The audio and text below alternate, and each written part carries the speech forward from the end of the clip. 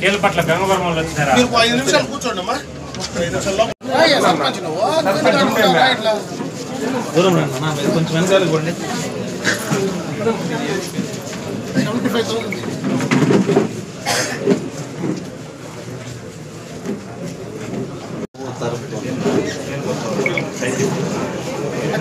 వచ్చింది కదా చాలా కూడా ఇచ్చినట్టు వీళ్ళకి కాదు, జరార్పల్ పైన వాళ్ళది కూడా ఇల్లు కోసిస్తే వాళ్ళకి వేరే జాగా కూడా జాగ్రత్తగా ఉండండి.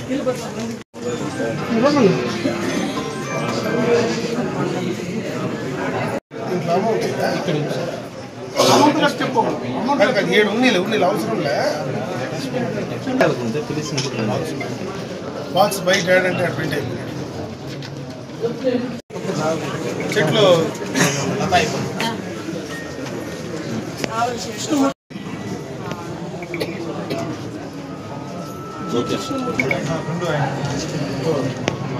చిన్న పాప 2 చెక్కులు కలిపి 1 చెక్కు రాయలేదా? వాడికి సరిపోయేటట్టుగా వేస్తావు.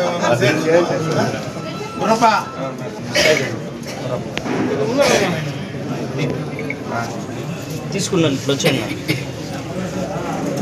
ఆపకే దారి బాలరాజు మల్లప్ప లక్ష్మమ్మ దారి శ్రీనివాసరావు జయమ్మ సరోజమ్మ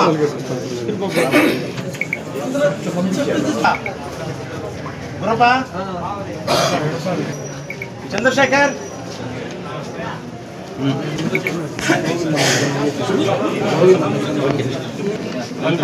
నీదా 2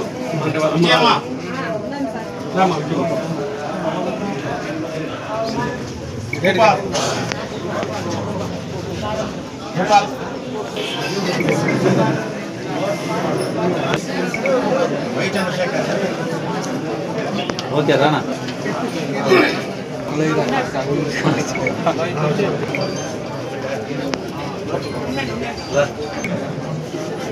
శ్రీనివాసులు జయ రమీలా కొంచెం సి బాలాజీ ఓకే రాక బాలాజీ బి శ్రీరాములు బాలాజీ నాయుడు కొంచెం ఇది ఓకే రామా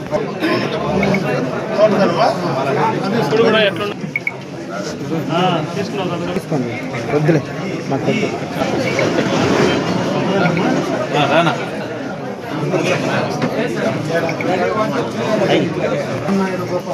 మోహన్ నాయుడు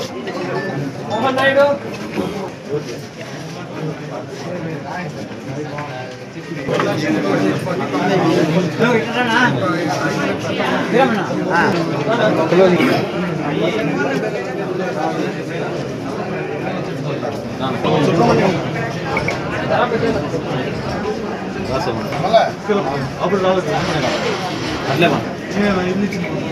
అదే మళ్ళా పడిందా? ఓకే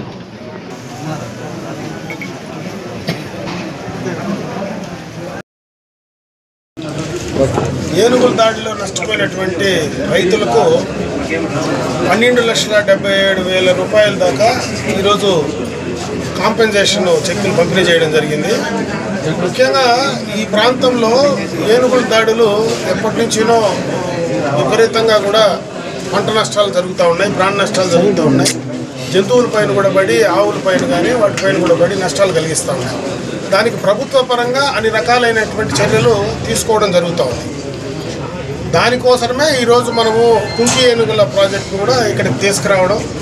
కుంకి ఏనుగుల ప్రాజెక్టు కూడా ఇప్పుడిప్పుడే అది ఆ పని కూడా మొదలు అవుతూ ఉంది. అంటే ఇన్ని రోజులు ఏనుగులకు సంబంధించినటువంటి ట్రైనింగ్స్ కానీ, కావాల్సినటువంటి ఇన్ఫ్రాస్ట్రక్చర్ కానీ, దానికి కావాల్సినటువంటి ఆహారానికి కావాల్సినటువంటి పంటలు వేయడం కానీ అన్నీ కూడా ఇప్పుడిప్పుడే దాదాపు 20 హెక్టార్లలో ఆ ప్రాజెక్టును కార్యరూపం దాలుస్తూ ఉంది. త్వరలోనే పూర్తి స్థాయిలో ఆ కుంకి ఏనుగుల ద్వారా మరి ఏనుగు దాడులు నివారించడానికి చాలా వరకు ఉపయోగకరం అవుతుందని అందరం కూడా భావిస్తూ ఉన్నాం. అదే కాకుండా దానికి ఆ ఏనుగులకు ట్రైనర్స్ కూడా బయట నుంచి తీసుకురావడం, ఇక్కడ స్థానికంగా ఉండే వాళ్ళకు కూడా ఉద్యోగ అవకాశాలు పెంచడం, అన్ని రకాలుగా ఉపాధి అవకాశాలు కూడా దానివల్ల పెరుగుతూ ఉన్నాయి. అదే కాకుండా ఏదైతే ఇప్పుడు ఈ యొక్క కుంకి ఏనుగుల ప్రాజెక్ట్ ఉందో దానికి ఆపోజిట్లో 50 హెక్టార్స్లో ఒక ఎకో టూరిజం ఎలిఫెంట్కి సంబంధించినటువంటి ఎకో టూరిజం ప్రాజెక్టును కూడా గవర్నమెంట్ ఆఫ్ ఇండియాకి పంపించడం జరిగింది. త్వరలోనే అది కూడా కార్యరూపం దాలిస్తే ఆ ప్రాంతం ఏదైతే ఇప్పుడు మనకు కాలువపల్లి దగ్గర ఉండేటువంటి ప్రాంతం ఏదైతే ఉందో అక్కడ పూర్తి స్థాయిలో ఒక టూరిజం సంబంధించినటువంటి ఒక ప్రాజెక్టును డెవలప్ చేయడమే కాకుండా ఈ ఏనుగుల దాడులను నివారించడానికి కూడా దాని ద్వారా ప్రయత్నాలు పూర్తి స్థాయిలో చేయడం జరుగుతూ ఉంది. ఈ రకంగా ప్రభుత్వ పరంగా అన్ని రకాలుగా కూడా చర్యలు తీసుకుంటున్నాం. ఇంకొక పక్క ఏదైతే సోలార్ ఫెన్సింగ్ ఏదైతే బయట నుంచి ఏలాడేటువంటి ఫెన్సింగ్, ఇదివరకు అయితే సోలార్ ఫెన్సింగ్ వేస్తే దాన్ని కూడా తొక్కుని ఏనుగులు డ్యామేజ్ చేసినటువంటి సందర్భాలు ఉన్నాయి. ఇప్పుడు దాన్ని కూడా ఆ సోలార్ ఫెన్సింగ్ ఏనుగులు తొక్కకుండా పైన నుంచినే వేలాడేస్తే అది కంట్రోల్ అవుతుంది అనేటువంటి దానిపైన కూడా కొత్తగా తీసుకుంటున్నారు. ఇంకొక పక్క ఏనుగుల గుంపు ఏదైతే ఉందో దాన్ని కూడా ఒక చిప్పు ఫిక్స్ చేసి వాటి యొక్క ఏ రకంగా వాటి కదలికలు ఉన్నాయో, ఎక్కడికి ఆ ఏనుగుల గుంపు వస్తూ ఉంది, ఎటు నుంచి ఎటు పోతూ ఉంది అనే దానిపైన కూడా త్వరలోనే కూడా దానికి సంబంధించినటువంటి ఒక ప్రాజెక్టు కార్యాచరణ కూడా తీసుకోవడం జరుగుతుంది. ఎందుకంటే దీనివల్ల ఒక పక్క కుంకి ఏనుగుల ద్వారా నివారించడం, ఒక పక్క ఏనుగుల యొక్క ట్రాక్ చేయడం, వాళ్ళు అవి ఎటు మూమెంట్ ఉన్నాయో దాన్ని ట్రాక్ చేయడం, ఎక్కడైనా ఇవన్నీ తప్పించుకొని బయట పొలాలకు రావాలంటే అక్కడ ఉండేటువంటి సోలార్కి సంబంధించినటువంటి ఫెన్సింగ్ వేయడం, ఇది కూడా తప్పించుకొని ఎక్కడైనా పంటల మీద పడో ప్రాణ నష్టం జరిగితే ప్రభుత్వ పరంగా కాంపెన్సేషన్ వేయడం, ఇవన్నీ కూడా అన్ని రకాలుగా ఈ ప్రభుత్వం వచ్చిన తర్వాత, కూటమి ప్రభుత్వం వచ్చిన తర్వాత ఈ ప్రాజెక్టును ప్రత్యేకంగా ఒక ప్రతిష్టాత్మకంగా కూడా మొట్టమొదట ఆంధ్ర రాష్ట్రంలోనే ఇది ఫస్ట్ ప్రాజెక్ట్. ఈ రకమైనటువంటి ప్రాజెక్టు ఏనుగులకు సంబంధించినటువంటి ప్రాజెక్టు ఆంధ్ర రాష్ట్రంలో లేదు. ఎన్నికలు అయిపోయిన వెంటనే మన ఉప ముఖ్యమంత్రి మన ముఖ్యమంత్రి గారి దృష్టికి తీసుకెళ్ళి అసెంబ్లీలో కూడా పలు దఫాలుగా కూడా దాన్ని చెప్పడం, దానిపైన కార్యాచరణ తీసుకోవడం, కర్ణాటక నుంచి వాటిని ఇక్కడ తీసుకొచ్చే ప్రయత్నం చేయడం, అన్ని రకాలుగా ఈ ప్రాంతంలోనే ఒక కుంకి ఏనుగులే కాకుండా టూరిజం కూడా డెవలప్ చేస్తే ఇటు తిరుమలకు పోయేవాళ్ళు కావచ్చు, చెన్నై ఎక్స్ప్రెస్ వే ఇక్కడ మనకు 2 చోట్ల ఎక్స్ప్రెస్ వే అవుట్లెట్లు ఉన్నాయి, బైరెడ్డిపల్లి ఉంది, అదేవిధంగా ముగిల్ దగ్గర ఉంది. దాని ద్వారా వచ్చేటువంటి ప్రయాణికులు కానీ, ఎవరైనా టూరిజంకి సంబంధించిన వెళ్ళేవాళ్ళు కానీ, తిరుపతికి వెళ్ళేటువంటి భక్తులు కానీ, వీళ్ళందరికీ కూడా ఈ ప్రాంతంలో ఒక ఏనుగులకు సంబంధించినటువంటి ఒక ప్రాజెక్టును మనం తయారు చేయగలిగితే ఇక్కడ 2 రకాలైనటువంటి ఒక ఆదాయము స్థానికంగా పెరుగుతుంది. అదేవిధంగా ఈరోజు దానికి సంబంధించినటువంటి డబ్బులతో కూడా ప్రాబ్లం లేదు. మనకు ఏదైతే ఎక్స్ప్రెస్ వే వచ్చిందో ఎక్స్ప్రెస్ వేలో ఫారెస్ట్ ద్వారా ఫారెస్ట్ నుంచి మనం ఎక్స్ప్రెస్ వేకి ఎక్కడైతే కాంపెన్సేషను గవర్నమెంట్ ఆఫ్ ఇండియా నుంచి దాదాపు 17 కోట్ల రూపాయలు బ్యాంకులో డిపాజిట్ అయింది.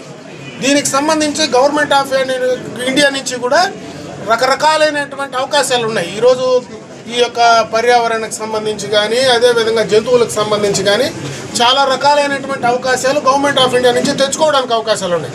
వాటన్నిటిని కూడా, ఎందుకంటే అటు కేంద్ర ప్రభుత్వంలో భారతీయ జనతా పార్టీ ఉంది, ఇక్కడ ఈ రాష్ట్రంలో ఇటు తెలుగుదేశం కానీ జనసేన కానీ కలిసి ఈ రాష్ట్రంలో కూటమి ప్రభుత్వం ఉంది. దీని ద్వారా అటు కేంద్రం నుంచి రావాల్సినటువంటి నిధులు కూడా తీసుకొచ్చి ఈ ప్రాంతంలో ఒక ప్రత్యేకమైనటువంటి ఒక కార్యక్రమాన్ని ఆంధ్ర రాష్ట్రంలోనే మొట్టమొదట ఈ కార్యక్రమాన్ని రైతులకు మేలు చేసుకుంటూ, పర్యావరణాన్ని సమతుల్యం చేసుకుంటూ, అదేవిధంగా జంతువుల వల్ల దాడులు జరగకుండా నివారించుకుంటూ, జరిగినటువంటి దాడులు ఏదైనా ఉంటే దానికి మళ్ళీ కాంపెన్సేషన్ ఇచ్చి ఏదో రకంగా దాన్ని బ్యాలెన్స్ చేసేటువంటి కార్యక్రమంలో భాగంగానే ఈరోజు ఈ చెక్కులు కూడా పంపిణీ చేయడం జరిగిందని చెప్పి తెలియజేసుకుంటున్నా. గతంలో ప్రాణ నష్టం జరిగినటువంటి వారికి కూడా ఈరోజు 5 లక్షల రూపాయల చెక్కు కూడా ఇప్పుడే అందించి కూడా పోతా ఉన్నాం. ఎందుకంటే ఒక ఆవు చనిపోతే 75,000 ఇప్పుడే చెక్కు రూపాయలు కూడా ఇచ్చాం. అంటే ఒక ఆవుల పైన దాడి చేసి చనిపోయినా, లేదంటే ఇంకో రకంగా చేసినా వీటన్నిటికీ కూడా ప్రభుత్వ పరంగా అన్ని రకాలుగా చర్యలు తీసుకుంటున్నాను. నేను ఈ ప్రాంతంలో ఉండేటువంటి రైతులు కూడా నేను ఒకటే కోరుకుంటున్నా. ఎందుకంటే అవి చాలా తెలివైన జంతువులు. అంటే ఏనుగులు అనేటివి ఉండేటువంటి అన్ని జంతువుల్లో కూడా ఒక తెలివైనటువంటి జంతువు ఏదైతే ఉందంటే అది ఏనుగు మాత్రమే. దాన్ని అది వచ్చినప్పుడు దాన్ని నివారించేటువంటి ప్రయత్నం చేస్తేనే కంట్రోల్ అవుతుంది. మనం దాన్ని రెచ్చగొట్టేటువంటి ప్రయత్నం చేస్తే తిరగబడి మళ్ళీ మన పైకి వచ్చేటువంటి పరిస్థితి ఉంది. కాబట్టి మనం కూడా ఆ ప్రాంతంలో ఉండేటువంటి రైతాంగం కానీ యువకులు కానీ ఆ ఏనుగుల యొక్క వ్యవహార శైలిని కూడా మనం స్టడీ చేసుకోగలిగితే వాటిని ఏ రకంగా మనం కంట్రోల్ చేసుకోవాలా, మానవులు ఏ రకంగా కంట్రోల్ చేయాలా, ఆ ఏనుగులనే ఏనుగు ఏ రకంగా కంట్రోల్ చేయాలా, ఇవన్నీ కూడా చేసుకోవడానికి అవకాశాలు ఉంటాయి. కాబట్టి అన్ని రకాలుగా టెక్నాలజీని ఉపయోగించి దాడులను అరికట్టేటువంటి ప్రయత్నం ఈ ప్రభుత్వం చేస్తూ ఉంది.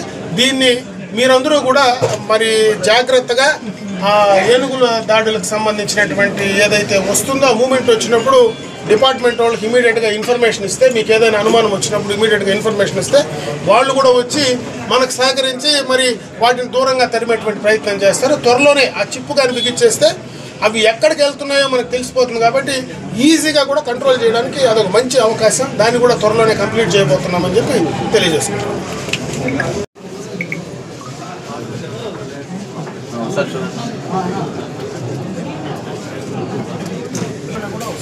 ఎందుకంటే జరిగింది కాబట్టి దాంట్లో కూడా ఏదో ఒకటి చేయిస్తాం. అయితే తీసేసుకుంటాం.